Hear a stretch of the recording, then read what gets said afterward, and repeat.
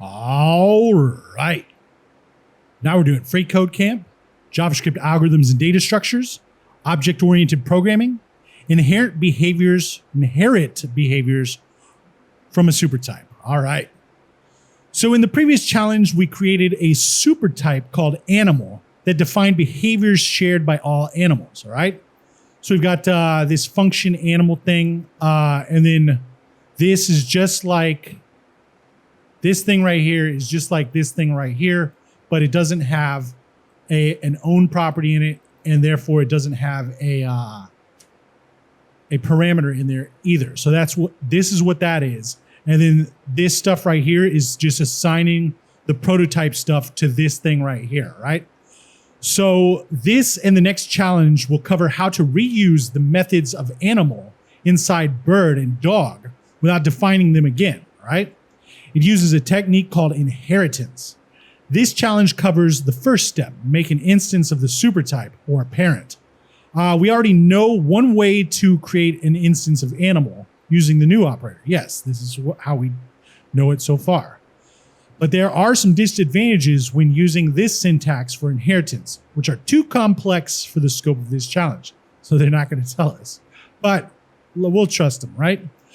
Instead, here's an alternative approach without those disadvantages. So we'll do something like this. We'll say let animal, instead of doing this right here, we're doing let animal equal object.create.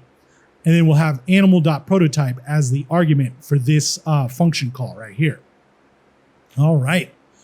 So the object.create function call creates a new object and sets the parameter as the new, or the argument as the new object's prototype. All right.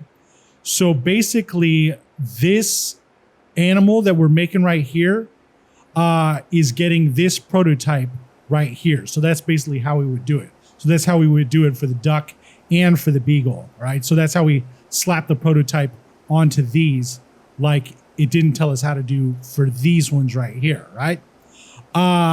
So let's get back to it.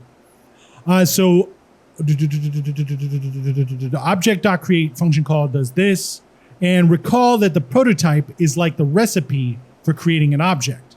By setting the prototype of animal to be the prototype of animal, back at it, huh?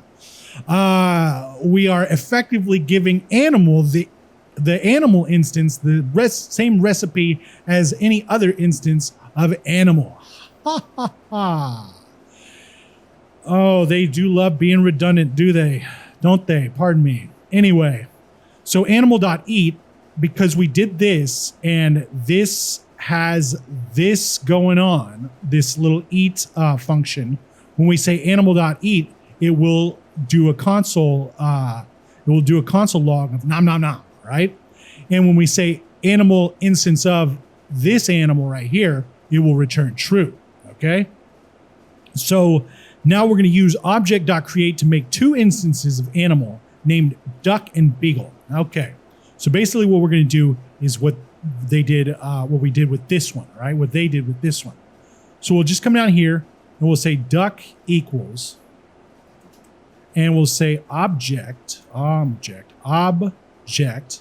dot create, and then inside here we'll do animal, and we're looking at this animal right here, animal, and come on now, animal dot prototype.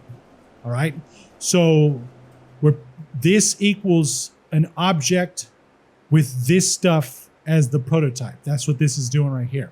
And so we can just take this right here and grab this, copy it, and slap it in right here. Okay. And that will pretty much do what we want. So let's come down here and let's do that function call. Let's do duck.eat. All right. And it's this function call right here. And then let's do the parentheses like that. And we'll say nom nom nom. And then we'll say beagle.eat. And it also says nom nom nom. All right. So we know this worked. And that's basically how I get it. So hopefully this is a little less confusing than it was 2 or 3 lessons ago. Because now, to me, it seems like it's coming together. It's just that we didn't know. We were blind until we got to this part. That's the way I feel. Anyway, whatever. whatever the case may be, let's run the test. Looks good and submit it. All right. Now we're on to set the child's prototype to an instance of the parent. And we'll see you next time.